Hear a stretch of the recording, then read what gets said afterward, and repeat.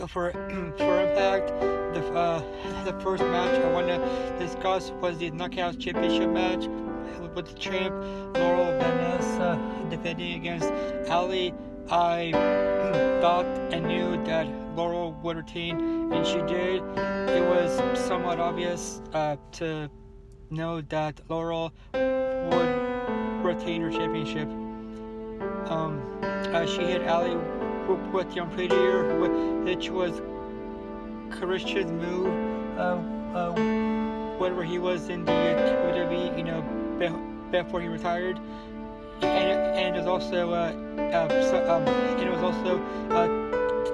Tyler Breeze's move whenever he was before he was with Fandango and Breezango. And then the next match was Lashley versus Moose. KM tried to bring a table to the equation, but Lashley would have none of that. He didn't want to use it, and so whenever he had Moose on his shoulders, about to do a running power slam, KM jumped on the apron and basically yelled for him to use the table, but he said no, and that distracted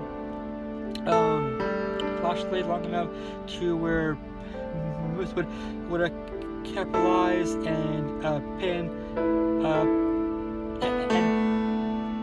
Lashley. And afterwards, he was so upset that he speared and cut all ties with not just Dan Lambert but the American Top Team. When he speared Dan Lambert through the table that he had set up in the corner, and I guess he turned face. So. And then it was the Impact Grand Championship match with the champion EC3 versus Matt Sydal.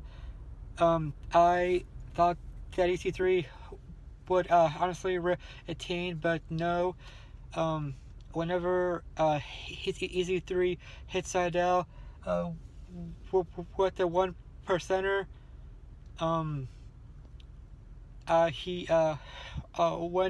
when he should have covered him, he said that this to basically say that Sydal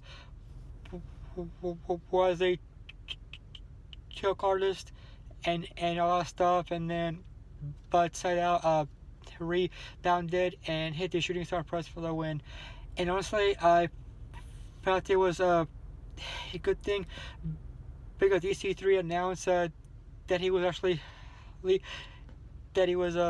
leaving Impact, and so that was a good way for him for Sydal to win the championship from someone who's going to leave the company anyway. So I felt like that was a really good decision on the Impact side for the the championship to stay important and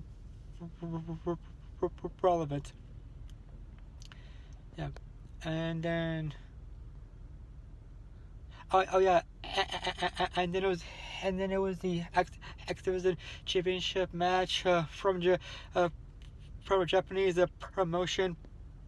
Perora, so now with the champion Taiji Ishimori defending against Andrew Everett.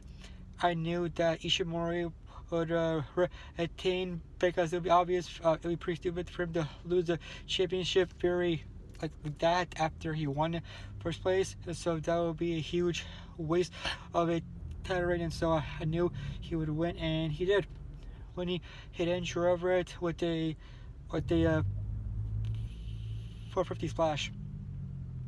And then for the update on the the main event was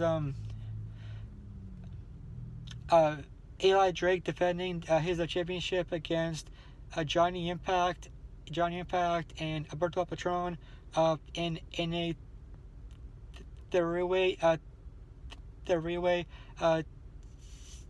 six-sided steel match. I thought that Eli would win, and he did, but he won whenever Johnny and him were on the outside wall. The cage about to go down, and the first one hit to have their feet touch the floor would walk out the championship. And so and then whenever Johnny and him jumped down at the same time, Curtis Adonis, Eli Drake's friend, I guess you could say, he caught Johnny Impact so that way his feet would touch the floor, and thus Eli Drake is still your Impact Grand Champion. And then for the update on the book, whenever the guy forgot his name, he was the airplane pilot for the Cessna Sky Master. He was whenever he was about to land down, all the lights went out on the runway, and so he had a very difficult time maneuvering the airplane, but he did manage to. Whenever he got to the terminal, he saw that there was a bloodbath. There are people who died, and then the vampire jumped out through one of the windows of the airport terminal, and he jumped out at him, but the pilot ran to the bathroom where he puked, where he puked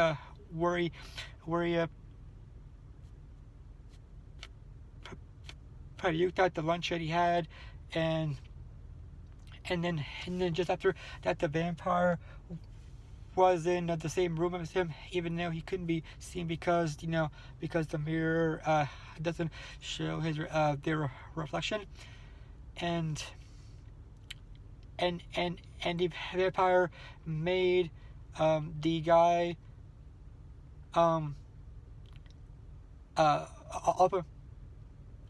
open his camera and basically